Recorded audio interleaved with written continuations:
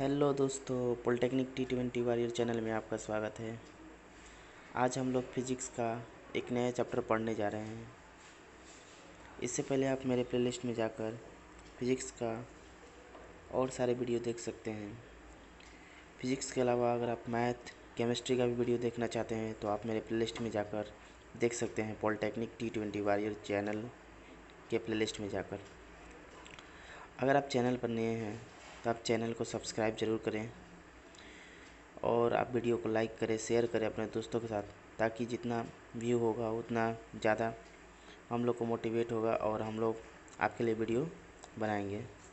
चलिए बातें ज़्यादा ना करते हुए आज हम लोग नया चैप्टर स्टार्ट करने जाते हैं, जिसका नाम है क्या, simple pendulum wave motion and sound, यानी simple pendulum wave motion and sound. Okay, जिसको हिंदी में बोलते हैं क्या, सरल लोलक, तरंग गति एवं ध्वनि। ओके ये सब हम लोग पढ़ने जा रहे हैं। चलिए, तो सबसे पहले क्या होता है कि इसमें आता है क्या, पहला जो टर्म आता है उसको बोलते हैं क्या, पीरियोडिक मोशन। पीरियोडिक मोशन आपको पता होगा, पीरियड का मतलब क्या होता है, मतलब कि एक अंतराल पर, निश्चित अंतराल पर, जिसको हिंदी में क्या बोलते हैं, आवर्ती गति। इसमें क्या होता है कि अगर कोई पिंड हो, अगर एक निश्चित समय में एक ही निश्चित पथ पर बार बार गति को दोहराता रहा तो उस गति को आवर्ती गति कहते हैं। जैसे कि मान लीजिए कि अब आपको पता है पेन में एक स्प्रिंग होता है, ठीक है, ये छोड़ दीजिए। जैसे कि आप एक पेंडुलम देखते हैं, घड़ी से लटका रहता है, मान लीजिए पेंडुलम, तो क्या होता है, जैसे 10 बजता है तो एक बार इधर जाता है, फिर इधर जाता है, फिर इधर जाता है, फिर इधर जाता है, फिर इधर जाता है। मतलब क्या होता है, एक निश्चित अंतराल, मतलब कोई एक समय में, मतलब क्या होता है, इधर से उधर टू एंड फ्रो करता है, मतलब इधर से उधर करता है, तो उसको हम लोग पीरियोडिक मोशन कहते हैं। ठीक है, अगला देखते हैं, जिसको बोलते हैं कि वाइब्रेशन मोशन क्या होता है। यानी वाइब्रेशन का पता होगा आपको, हिंदी क्या होता है, कंपन गति, कंपनिक गति इसको बोलते हैं। इसमें क्या होता है कि कोई पिंड आवर्ती गति में, मतलब कि जैसे कि पीरियोडिक मोशन में रहता है, तो एक ही पथ पर क्या होता है, किसी निश्चित बिंदु के इधर उधर गति करता है। जैसे कि आपको पेंडुलम का एक एग्जांपल बताएं, ये एक पॉइंट है, इसी पॉइंट से ये इधर भी जाता है, इसी पॉइंट से इधर भी जाता है, मतलब कि एक निश्चित पॉइंट से अगर वो इधर से उधर करता है तो उसको हम लोग क्या बोलते हैं, काल्पनिक गति कहते हैं। और इसको एक और भी कहते हैं, या दोलन गति भी कहते हैं। पूछ देता है कभी कभी दोलन गति, इसको इंग्लिश में क्या बोलते हैं, ऑसिलेटरी मोशन। ओके, याद करिएगा इसको।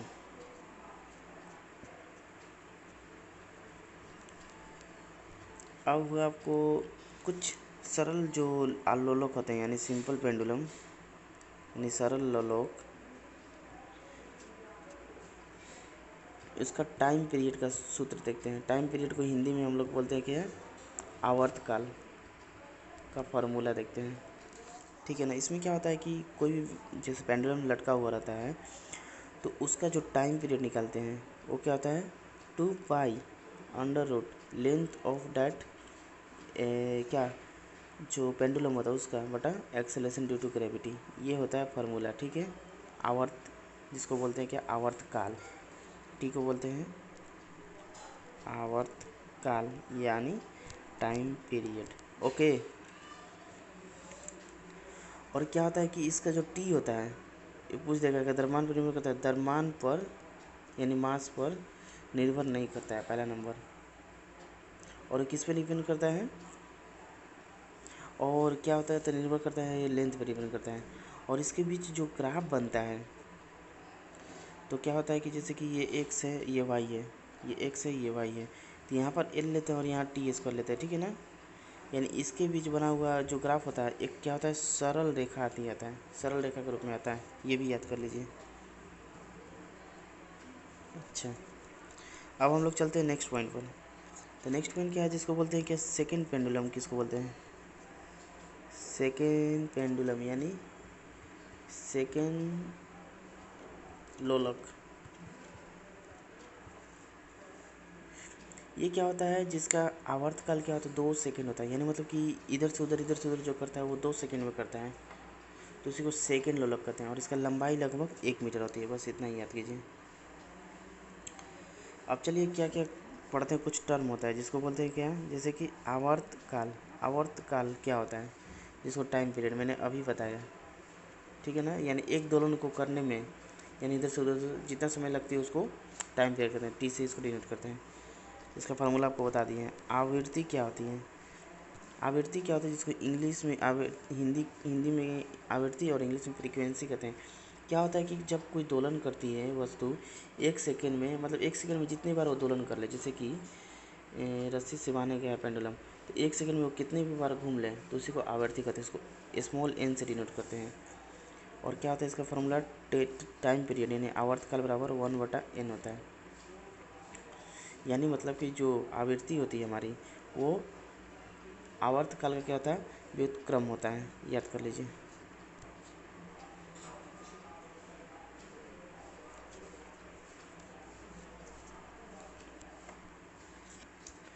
उसके बाद क्या होता है, विस्थापन होता है। विस्थापन यानी जिसको बोलते हैं क्या, डिस्प्लेसमेंट। ये क्या होता है, दोलन करते समय वस्तु की जो होता है, किसी क्षण क्या होता है, जो इसकी दूरी, मतलब कितना दूरी वो विस्थाप करता है, मतलब किसी एक पॉइंट से, तो वही उसका विस्थापन होता है। ठीक है। एक होता है एम्पलीट्यूड। एम्पलीट्यूड जिसको बोलते हैं क्या, आयाम। ये क्या होता है कि दोलन करने वाली वस्तु अपनी क्या होता है कि साम्य स्थिति के किसी भी और अधिक से अधिक, मतलब कि जैसे कि कोई एक पॉइंट है, इस पॉइंट से कितना दूर हो जाएगा, कितना दूर जाएगा, वही इसको आयाम कहते हैं। ठीक है। एम्पलीट्यूड हो गया। अब उसके बाद क्या करते हैं, अब चलिए पढ़ते हैं क्या, सिंपल हार्मोनिक मोशन क्या होता है। सिंपल हार्मोनिक मोशन यानी मतलब सरल आवर्त गति। इसमें क्या होता है कि ये, इसमें क्या होता है, दोलन, ये कॉम्बिनेशन होता है कि इसका दोलन गति प्लस काल्पनिक गति, यानी दोनों का मिक्सचर होता है। और इसमें 3 लक्षण होता है। क्या होता है कि इसमें जैसे कि जो कोई लटकाते हैं पेंडुलम, तो क्या है कि जो टू और फ्रो करती है, इधर उधर करती है, वो क्या होती है, एक सीधा रेखा टाइप की होती है, ये बोला जाता है। और क्या होता है, गतिमान वस्तु का जो त्वरण होता है इसमें सदैव उस बिंदु से, और इसमें जो एक्सेलरेशन होता है, पहला नंबर तो सीधी होती है गति, सरल रेखा होती है। दूसरी जो होती है इसका जो एक्सेलरेशन होता है यानी त्वरण, वो क्या होता है, इन्वर्सली प्रोपोर्शनल होता है किसका, डिस्प्लेसमेंट का। ओके। थर्ड जो होता है, त्वरण का जो दिशा होती है वो समान स्थिति की ओर होती है, मतलब कि अगर ये इस तरह जाएगा तो इस तरह होगी, इस तरह जाएगा तो इस तरह होती है। ठीक है। ये सिंपल हार्मोनिक मोशन हुआ। अब क्या पढ़ते हैं, जैसे कि कुछ इम्पोर्टेंट चीज़ है, जैसे कि मान लीजिए कि पहला अगर वेग हो, ठीक है ना, तो अगर जो विस्थापन बिंदु होता है वहाँ पर वेग का वैल्यू जो होता है ना सबसे कम होता है, न्यूनतम होता है। ठीक है। और मध्य में, मतलब कि जो कण का जो घनात्मक महत्तम विस्थापन होता है, जैसे कि मान लीजिए कि ये पेंडुलम है, ये हो गया इसका घनात्मक, ये हो गया ऋणात्मक, तो घनात्मक बिंदु पर क्या होता है, इसका न्यूनतम होता है। और मध्य में क्या होता है, इसका महत्तम होता है, यानी सबसे ज़्यादा होता है, मैक्सिमम। और फिर इसका ऋणात्मक जगह पर, मतलब यहाँ पर वो क्या होता है, न्यूनतम हो जाता है वेग। दूसरा त्वरण, यानी मतलब कि उसको एक्सेलरेशन बोलते हैं। ये क्या होता है, यहाँ महत्तम होता है यानी पॉजिटिव पे, और यहाँ न्यूनतम होता है यानी मतलब शून्य के बराबर होता है, और इसमें महत्तम होता है। ठीक है। थर्ड उसका क्या होता है, विस्थापन यानी डिस्प्लेसमेंट। विस्थापन क्या होता है कि यहाँ पर महत्तम होता है यानी मतलब पॉजिटिव, यानी यहाँ पर महत्तम होता है, लेकिन अगर बीच में आता है तो क्या होता है, न्यूनतम होता है। और लास्ट में फिर जाता है इधर नेगेटिव वाला में, तो भी महत्तम होता है। ठीक है।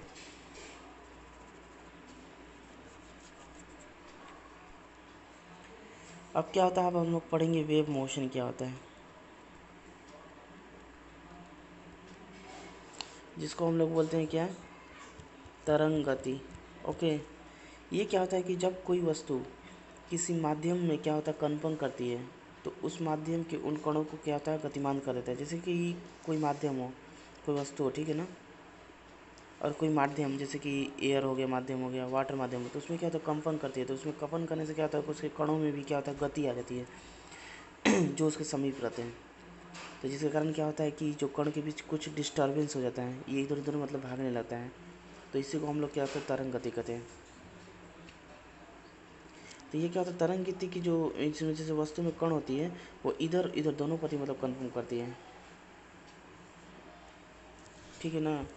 अब कण की वेव मोशन जो होते हैं मतलब तरंग गति के कितने प्रकार होते हैं, तरंगों के प्रकार यानी types of waves.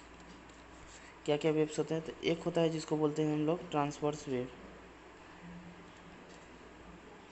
Transverse wave यानी हिंदी में इसको बोलते हैं अनुप्रस्थ किरणें, तरंगे।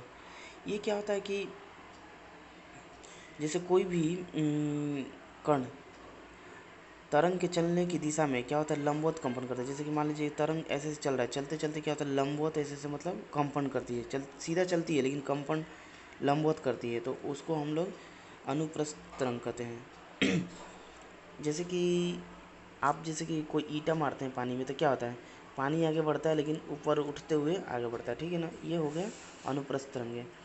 क्या होता है कि ये ठोसों और द्रव के तलों पर उत्पन्न हो सकती है, मतलब कि ये सॉलिड और लिक्विड हो गया, पूछ देगा गैस में होती है तो नहीं होती है, और क्या तो इसके तल पर होती है, उसके भीतर नहीं होती है, और ये तरंगे गैसों में उत्पन्न नहीं हो सकती है, बस इसको याद कर लीजिए।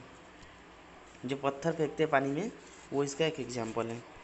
अब दूसरा देखते हैं जिसको नाम है क्या, अनुदैर्ध्य तरंगे। ओके, इसको क्या बोलते हैं, लॉन्गिट्यूडनल वेव। इसमें क्या होता है कि जो तरंग होती है कि दिशा की होता है ना, कंपन जो दिशा होती है उसके समान होती है, ठीक है ना। इसमें तरंग जो करी और कंपन जो होती है दोनों सेम दिशा में होती है। तो और ये कब उत्पन्न होती है, जैसे कि ट्यूनिंग फोर्क एक होता है, एग्जाम्पल होता है ट्यूनिंग फोर्क, इसका एग्जाम्पल होता है जिसको हिंदी में स्वरित स्वरित द्विभुज यानी मतलब कि एक यंत्र है उसके द्वारा ही उत्पन्न होती है चलिए, ये अनुदैर्ध्य तरंगे हो गया।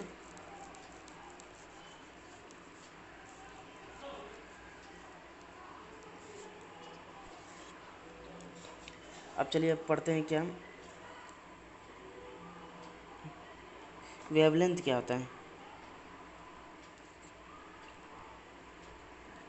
वेवलेंथ जिसको तरंग धे तरंग दैर्ध्य कहते हैं, जिसको लैम्डा से डिनोट करते हैं, ठीक है ना।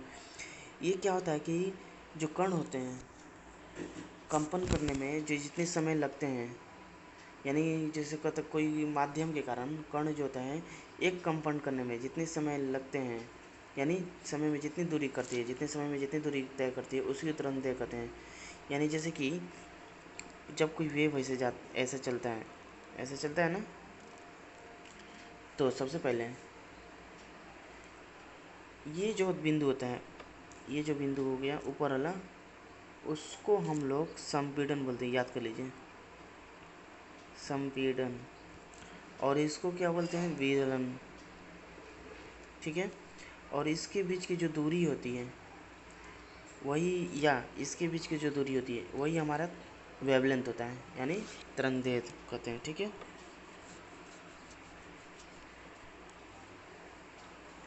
अब क्या, तो वेव स्पीड क्या होता है,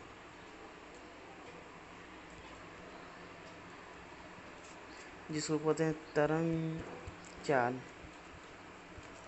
तरंग चाल क्या होती है कि तरंग द्वारा 1 सेकंड में चली गई दूरी को ही तरंग चाल कहते हैं, यानी इसको भी से डिनोट करते हैं। वो क्या था, तरंग द्वारा जो चली गई दूरी, डिस्टेंस, और कितने में, A1 सेकेंड, वही होती है इसकी ये। अब कुछ रिलेशन है, यानी रिलेशन किसके बीच, relation between wave speed, frequency और वेवलेंथ में कुछ रिलेशन है। तो क्या होता है कि जो तरंग चाल होता है,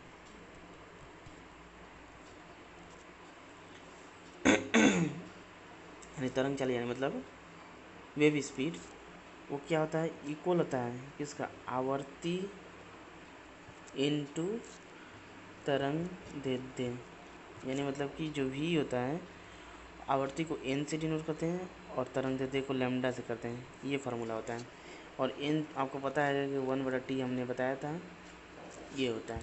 ठीक है, ये तो रिलेशन होता है, उसको याद कर लीजिए फार्मूला बनाने में आपको बहुत काम आएगा। अब पढ़ते हैं क्या, इंटेंसिटी ऑफ वेव। ठीक है ना, यानी मतलब तरंग की ऊर्जा अथवा तीव्रता। तो क्या होता है कि जो तरंग की किसी स्थान पर क्या होता है, तरंग की जो ऊर्जा होती है, उसकी जो तीव्रता होती है, वो जो कंपन के आयाम, मतलब कि जो आयाम निकालते हैं, आयाम बताया था ना अभी क्या होता है, एम्पलीट्यूड जो होता है उसके समानुपाती होते हैं। मतलब कि जो उसके कंपन की जो तीव्रता या ऊर्जा होती है, जिसको आई से डिनोट करते हैं, वो डायरेक्टली यानी मतलब कि समानुपाती होती है एम्पलीट्यूड की। ठीक है, ये होती है, इसको याद कर लीजिए।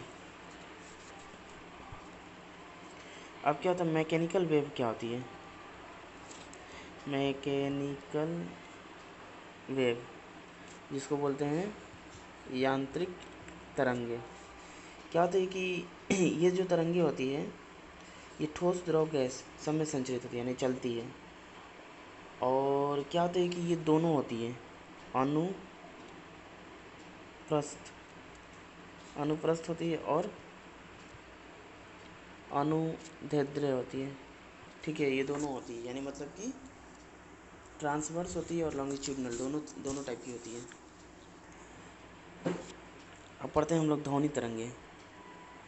यानी ध्वनि जो तरंगे होती हैं, जिसको ही इंग्लिश में क्या बोलते हैं, साउंड वेव्स। ध्वनि यानी तरंगे, जिसको बोलते हैं क्या है, साउंड वेव। ये क्या होती है कि ये मैकेनिकल वेव होती है, पहला नंबर इसका प्रॉपर्टी आप याद कर लीजिए, मैकेनिकल वेव होती है और ये किसी माध्यम में क्या होती है, संचरित होती है। और इसको मतलब कि साउंड वेव जो होती है, जिसको ध्वनि तरंगे कहते हैं, इसको इसकी आवर्तियाँ जो होती है, यानी फ्रीक्वेंसी, आवर्तियाँ फ्रीक्वेंसी बोलते हैं, एन से डिनोट करते हैं, उसके आधार पर इसको 3 भागों में मतलब बांटा गया है। अब वही सब हम लोग देखने जा रहे हैं, वो सब कौन कौन सा पार्ट है।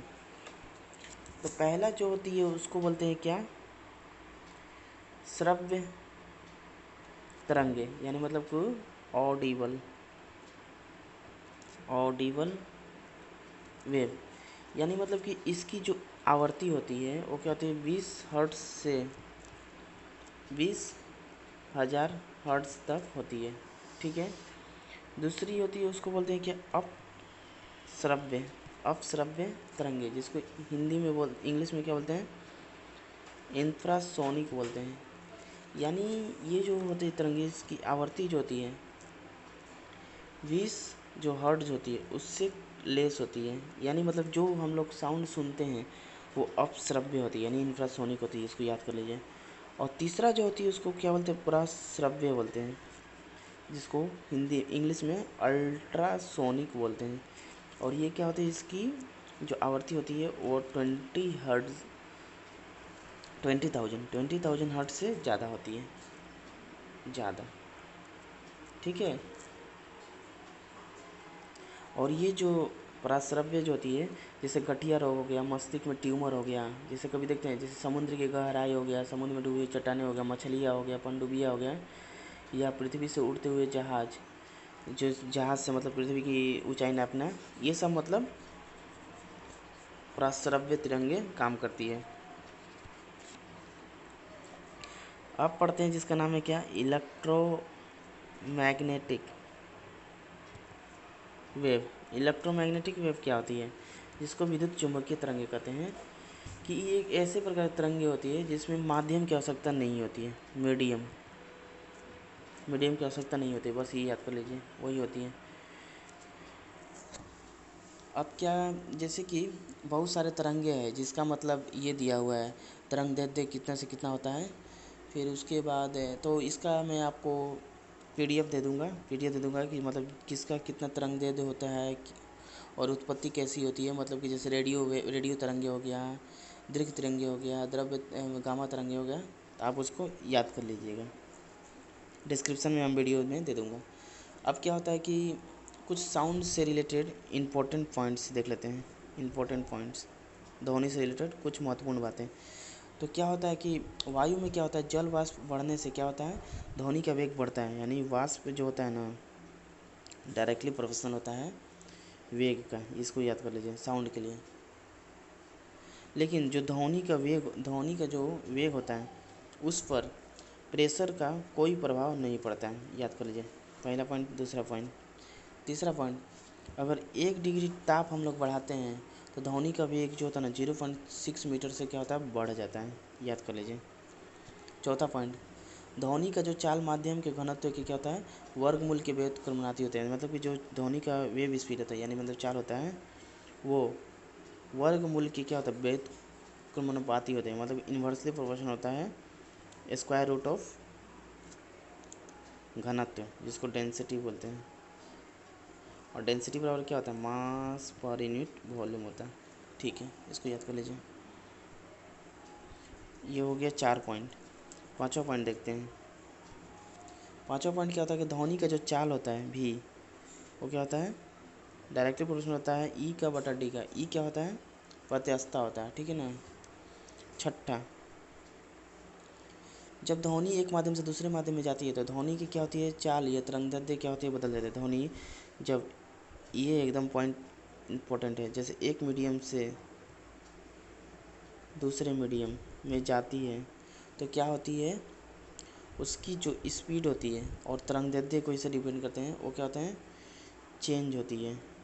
बट आवृत्ति, जिसको फ्रीक्वेंसी बोलते हैं, वो नहीं चेंज होती। ये एकदम पॉइंट इम्पोर्टेंट है, ओके, इसको याद कर लीजिए। अब क्या होता है कि ध्वनि की चाल जो होती है गैसों में क्या होती है, गैस में सबसे कम, यानी गैस में सबसे कम, द्रव में फिर होती है, उसके ज़्यादा ठोस में होती है, यानी ठोस में, यानी चाल ऑफ साउंड, यानी साउंड की स्पीड जो होती है ठोस में सबसे ज़्यादा होती है। और 0 डिग्री पर ध्वनि की जो चाल होती है, 0 डिग्री सेल्सियस पे ध्वनि की जो चाल होती है भी, वो क्या होता है, 332 मीटर पर सेकेंड होती है, ठीक है, 0 डिग्री पर चाल। और वाटर में जो होती है वो क्या होता है, 1460 मीटर प्रति सेकेंड होती है। और आयरन में होती है, आयरन यानी लोहा जिसको बोलते हैं, उसमें क्या होता है, 5100 मीटर प्रति सेकेंड होती है, ठीक है। अब एक टर्म होता है जिसको बोलते हैं इको, जिसको प्रतिध्वनि बोलते हैं। जैसे कि आप कभी ऑब्जर्व किए होंगे, जब आप कोई घर में बैठे रहते हैं, अगर आप पीछे कोई खिड़की से आप चिल्लाते हैं कस कर, तो देखते हैं कि आपका आवाज़ रिपीट होता है, तो वही हम लोग को इको बोलते हैं। क्या होता है कि कोई ध्वनि स्रोत से क्या होता है, किसी प्रवर्तक बल की दूरी, यानी मतलब कोई एक डी डिस्टेंस तक जाता है, तक पहुँच नहीं देता, वापस आने में जैसे यहाँ से उसको टकराने के लिए डी लगता है, लेकिन जब वो रिटर्न बैक होता है तो उसको कितना लग जाता है, 2D लग जाता है, याद कर लीजिए। तो ये जो होता है हमको टी सेकंड के बाद सुनाई देती है, तो टी सेकंड बराबर क्या होता है, 2D बटा वी, जो इसका वेव स्पीड होता है, वी बराबर यानी 2D बटा टी कर सकते हैं। ये दो फार्मूला है, इसको याद कर लीजिए। इको होता है यानी जाने में डी और आने में 2D। तो मैंने सारे कवर कर दिया। और एक और फार्मूला है जो आप याद कर लीजिए, सरल आवर्ती की गति का जो एक्सेलरेशन होता है, मतलब कि त्वरण, वो कहता है -ओमेगा² एक्स भी होता है, ठीक है, फ्रीक्वेंसी होता है ओमेगा, यानी मतलब कि ये एक तरह का नियतांक हो गया, कांस्टेंट हो गया, ठीक है।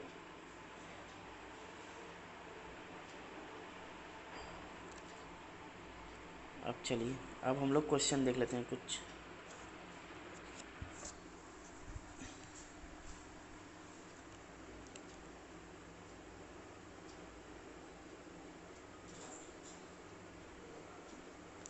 जैसे दिया होगा निम्न में से कौन अनुदैर्ध्य तरंग का उदाहरण है। तो मैंने क्या बोला था कि प्रकाश किरणें जो होती है अनुदैर्ध्य नहीं होती है।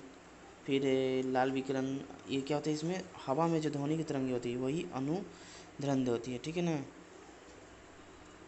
अच्छा, निम्नलिखित में कौन सा अनुप्रस्थ तरंग में गमन नहीं करती है। तो इसका क्या होता है, स्प्रिंग में जो खींचकर छोड़ देने की उत्पन्न तरंगें जो होती है वो क्या होता है, अनुप्रस्थ तरंगे के रूप में गमन नहीं करती है, ठीक है ना। हवा में जो होती है वो अनुप्रस्थ होती है, ठीक है। फिर उसके बाद निर्वात में जो होती है वो भी होती है, खिंची हुई डोरी में उत्पन्न कर तरंगे वो भी अनुप्रस्थ तरंगे में नहीं करती है। अच्छा, निम्न में से किन तरंगों की आवृत्ति सबसे कम होती है। तो ये आवृत्ति के लिए मैंने बताया है कि मतलब कि क्या होता है कि जो रेडियो तरंगे होती है, बताया तो नहीं है लेकिन मैंने बोला था कि आपको इसका वो दे दूंगा पीडीएफ में, वहाँ से आप याद कर लीजिएगा तो आपको ये क्वेश्चन बन जाएगा। क्योंकि देखिए इस टाइप से दो क्वेश्चन आते हैं, जैसे कि अभी इसमें ऐसा क्वेश्चन आया था, निम्न में से किन तरंगों की आवृत्ति सबसे कम है। जैसे रेडियो तरंगे की होती है, क्योंकि रेडियो तरंगे की जो तरंगदैर्ध्य होती है, तरंगदैर्ध्य वो क्या होता है 10⁵ से लेकर 10⁻⁻1 मीटर तक होती है, ठीक है ना। तो इसका जो तरंगदैर्ध्य इतना होता है, लेकिन आवर्ती इसका निकालिएगा तो उल्टा करके आपको निकालना होगा, ठीक है ना। तो इसका मैं आपको दे दूंगा पीडीएफ, उसके बाद आप इससे निकाल लीजिएगा। तो सबसे कम किसकी होती है, रेडियो तरंगे की होती है। तो पूछिएगा सबसे ज़्यादा किसकी होती है, तो सबसे ज़्यादा जो होती है गामा तरंगे की होती है। गामा याद कर लीजिए, गामा जिसको लैम्डा कहते हैं। अच्छा, एक्स किरणों की तरंगदैर्ध्य की कोटि होती है क्या, कितने के बराबर होती है।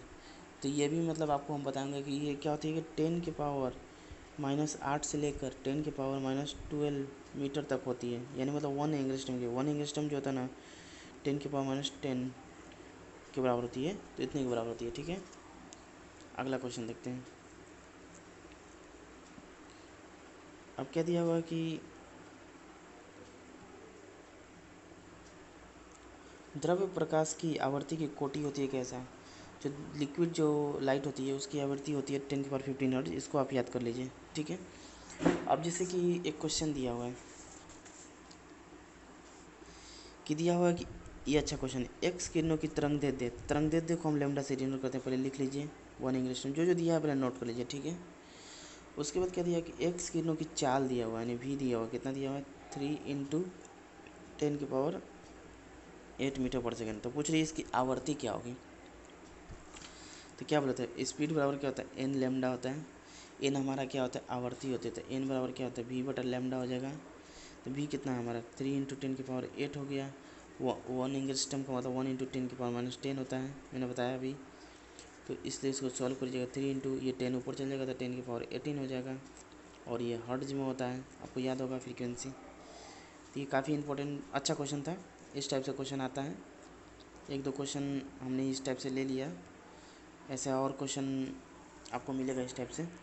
अब जैसे कि मान लीजिए एक क्वेश्चन दिया हुआ कि एक सेकंड लोलक को ऐसे ग्रह पर ले जाया जाए जहां गुरुत्वीय त्वरण जी का मान पृथ्वी की अपेक्षा, यानी पृथ्वी पर जी है तो कितना हो जाएगा g/9 हो जाए, तो दोलन का आवर्तकाल क्या होगा, ये पूछ रहा है। बहुत अच्छा क्वेश्चन है। तो जैसे कि t बराबर क्या होता है, आवर्तकाल बराबर 2π√L/g, ये होता है सिंपल। यानी t हमारा क्या हो गया डायरेक्टली प्रोपोर्शनल 1/√g। जी क्यों ले लिए, क्योंकि खाली जी के बारे में बोल रहे हैं, एल के बारे में नहीं बोल रहे, यानी एल सेम है। एक ही लोलक को हम लोग इधर ले जा रहे हैं और उसको ग्रह पर ले जा रहे हैं। तो अब इसको T1/T2 लिखेंगे तो आप बताइए क्या होगा, ऊपर G2 हो जाएगा और नीचे G1 हो जाएगा इस फार्मूला से, ठीक है। अब हमारा क्या दिया है कि T1/T2 क्या हो जा रहा है,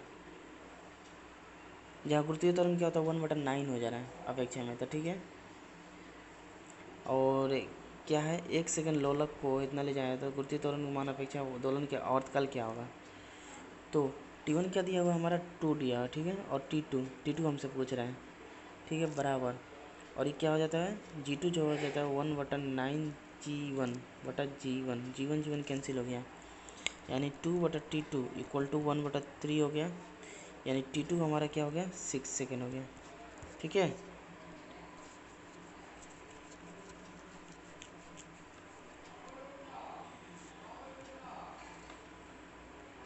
तो ये सारे क्वेश्चन हो गया, आप इस पर प्रैक्टिस कीजिए क्वेश्चन। क्वेश्चन सारे बनेंगे, ठीक है। और ये वीडियो ज़्यादा लंबा हो गया, मैंने कोशिश किया सारे क्वेश्चन लेने का। और अगर आप चैनल को सब्सक्राइब अभी तक नहीं किए होंगे, आप ज़रूर सब्सक्राइब कीजिए और ज़रूर हम लोग को फीडबैक दीजिए, मतलब कहाँ कमी है पढ़ाने में, या आप लोग को समझ में आ रहा है, या और आप लोग को क्या चाहिए, टेस्ट सीरीज चाहिए, क्वेश्चन चाहिए, तो हम लोग मतलब कराएंगे। चलिए तब तक के लिए बाय।